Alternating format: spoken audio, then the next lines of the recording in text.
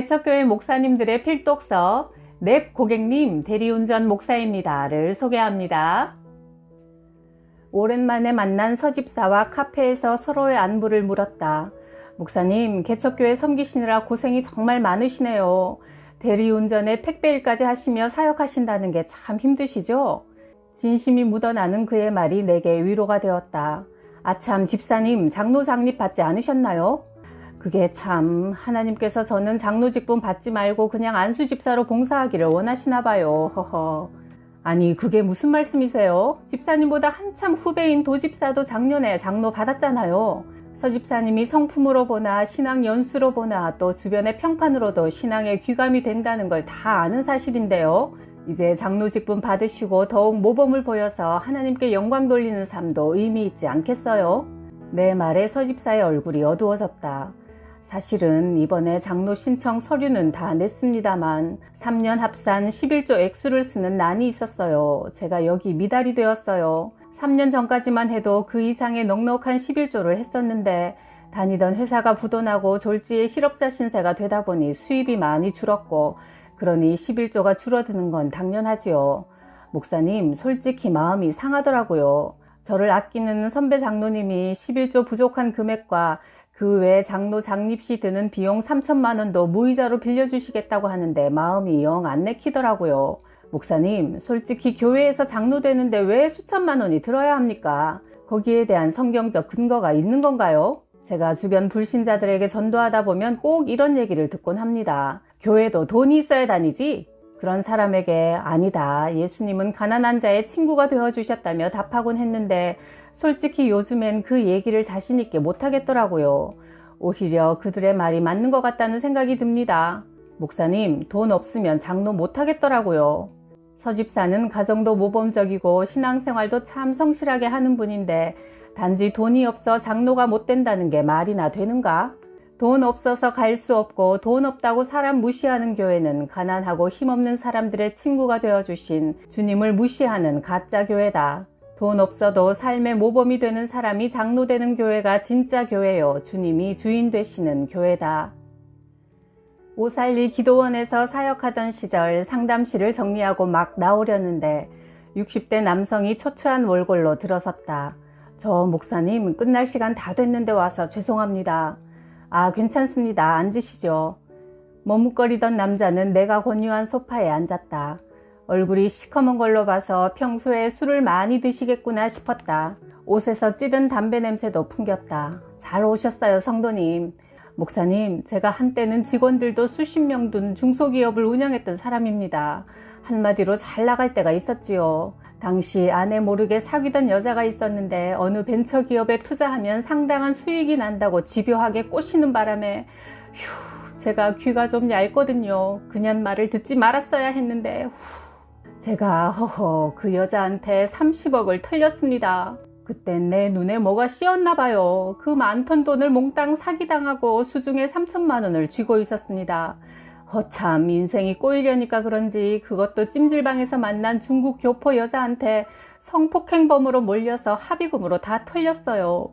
아내에겐 벌써 이혼당했고요. 아들 하나 있는데 전화번호를 바꿔버렸더라고요. 내가 어쩌다 이 지경까지 됐는지. 기도원에 올라와서 주머니를 뒤져보니 5천 원 있네요. 남자는 처량한 자기 신세가 기막힌지 울먹였다.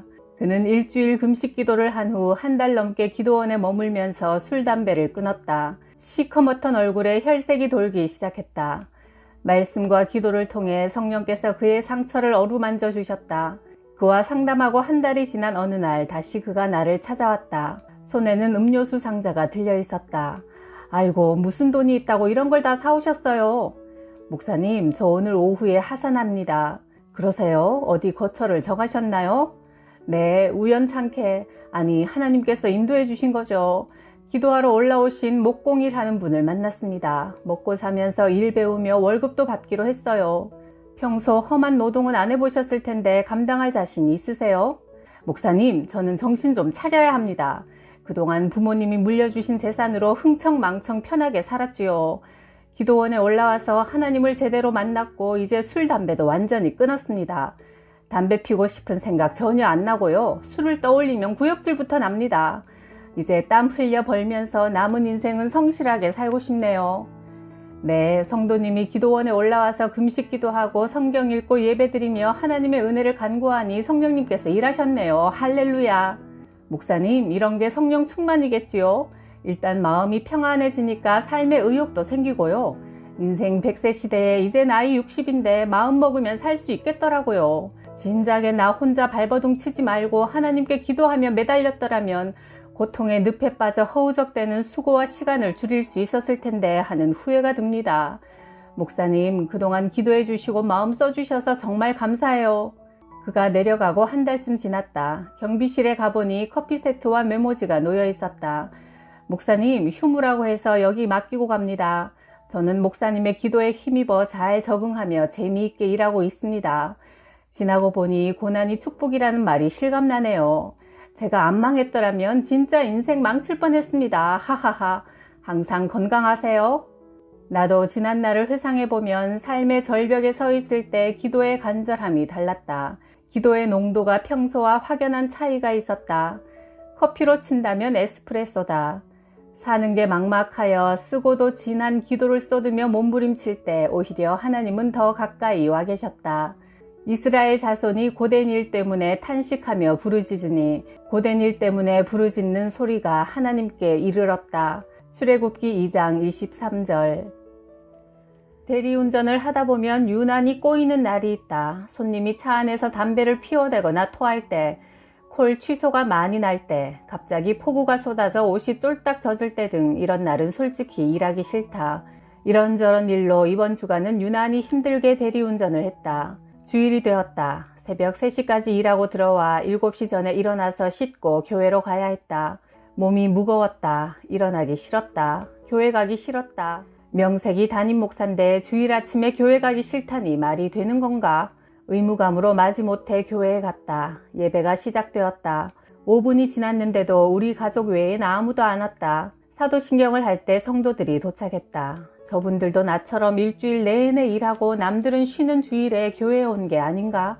그날은 늦었지만 와준 것만으로도 감사했다. 설교가 시작되었다. 앞줄에 앉아 계신 집사님의 눈꺼풀이 무거워 보였다. 이내 눈을 감더니 고개가 의자 뒤로 젖혀졌다. 잠시 후 드르렁 드르렁 코를 골았다. 몇 안 되는 성도들이 설교자는 안 쳐다보고 드르렁 집사님만 쳐다보고 있었다. 설교가 끝나고 헌금기도 시간이 되었다. 헌금함을 붙잡고 기도하는데 힘에 붙였던 내 한 주가 필름처럼 스쳐갔다.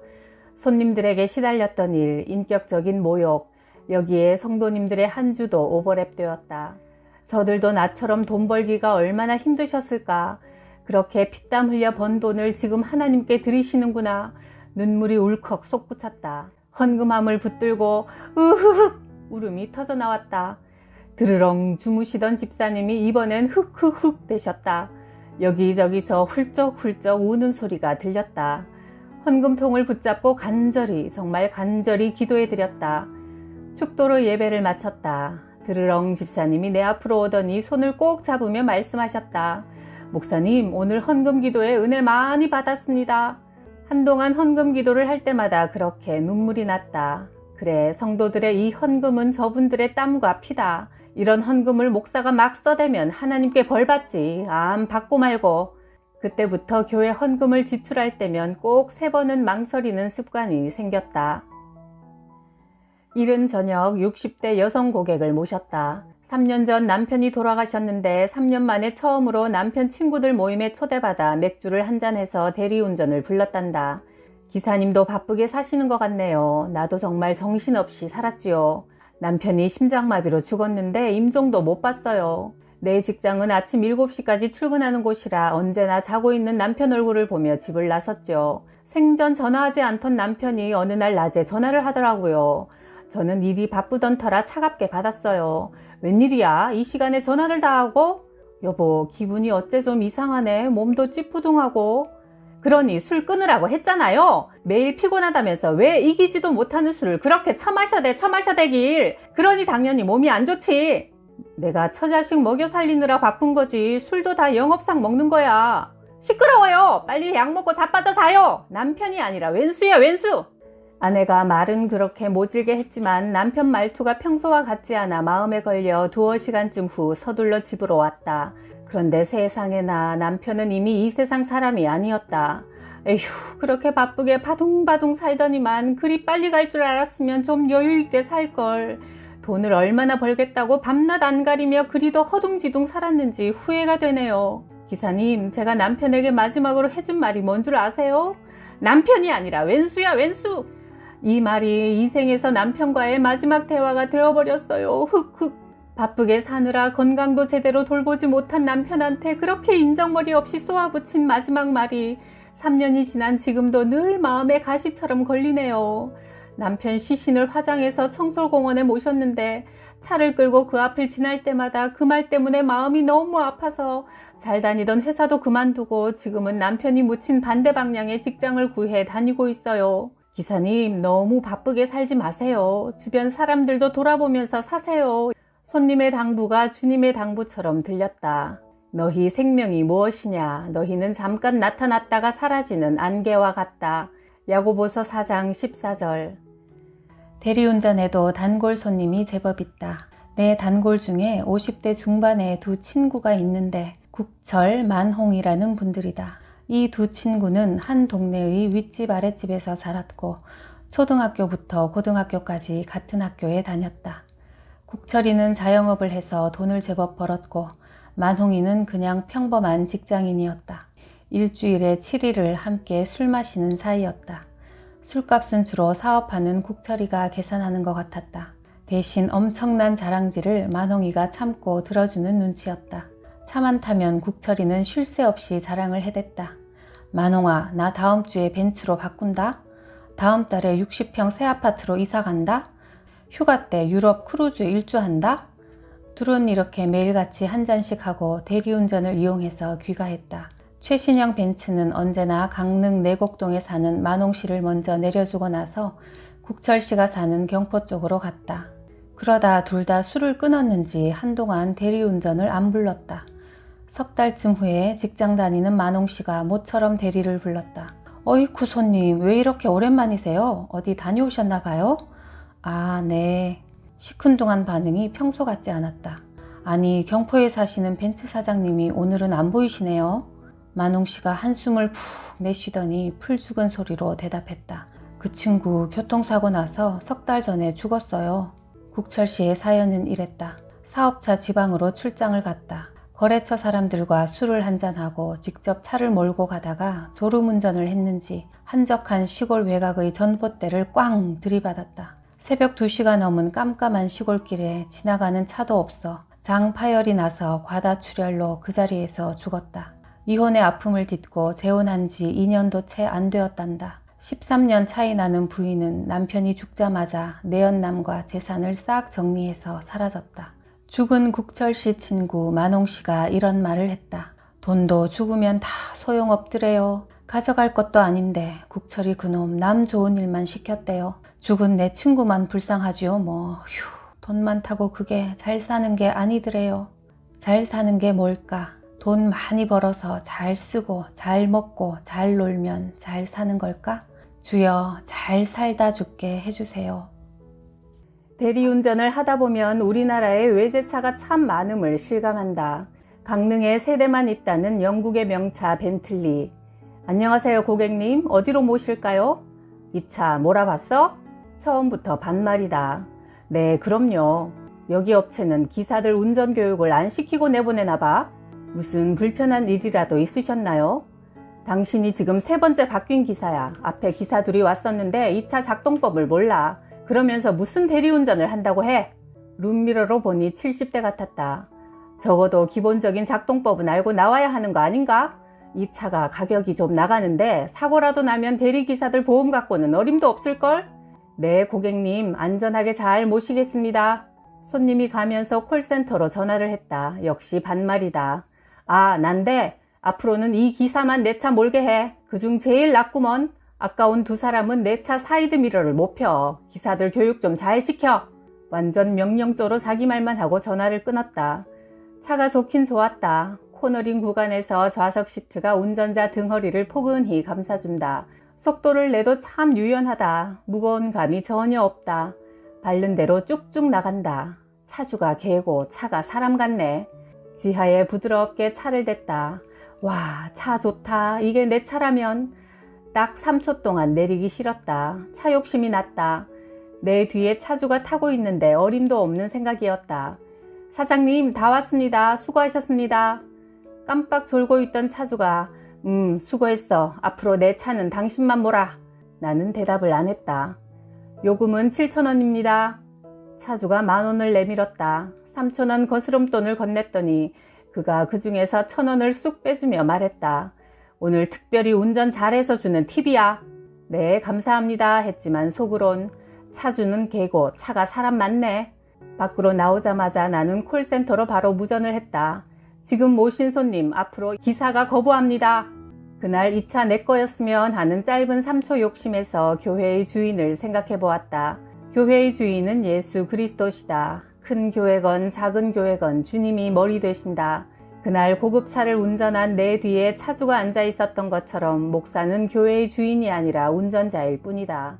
목사의 교회 사요하는 대리기사가 손님 차를 운전하면서 차가 탐난다고 하여 내 차라고 우기는 것과 똑같은 짓이다. 강릉에는 여행객이 많다. 중년 부부가 결혼 기념일을 맞아 펜션을 예약해서 1박 2일 여행을 왔다. 바닷가 횟집에서 술을 한잔하고 코를 불렀다. 내가 펜션 숙소까지 손님을 모시는데 뒷자리에서 부부가 나누는 대화가 들렸다. 아내의 목소리가 불만 튀었다. 아내, 펜션에 퀴퀴한 냄새가 나. 짜증나네. 남편, 그래봤자 하룻밤이야. 아내, 사진으로 본 것과 숙소가 너무 달라. 남편, 하루만 참아. 아내, 완전 바가지야. 남편, 거참 내일 집에 가잖아. 여행객은 한 곳에 오래 머무르지 않는다. 펜션이 마음에 든다고 해서 자기 돈 들여 그곳에 최신 냉장고 들여놓고 벽지 새로 바르지 않는다.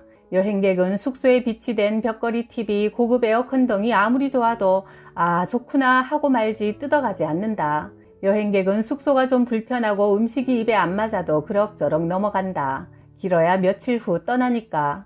여행객은 멋진 경치나 맛있는 음식을 찍어 SNS에도 올리며 자랑하지만 그러다 때가 되면 어김없이 다 집으로 돌아간다.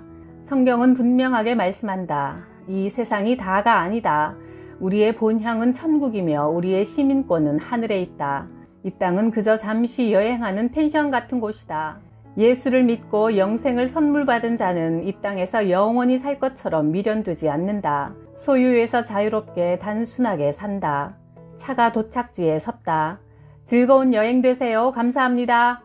네, 기사님도 수고하셨습니다. 펜션에 도착한 아내가 속이 상했는지 남편을 앞서 종종 걸음으로 들어가면서 큰 소리로 외쳤다. 그래, 내일이면 집에 간다.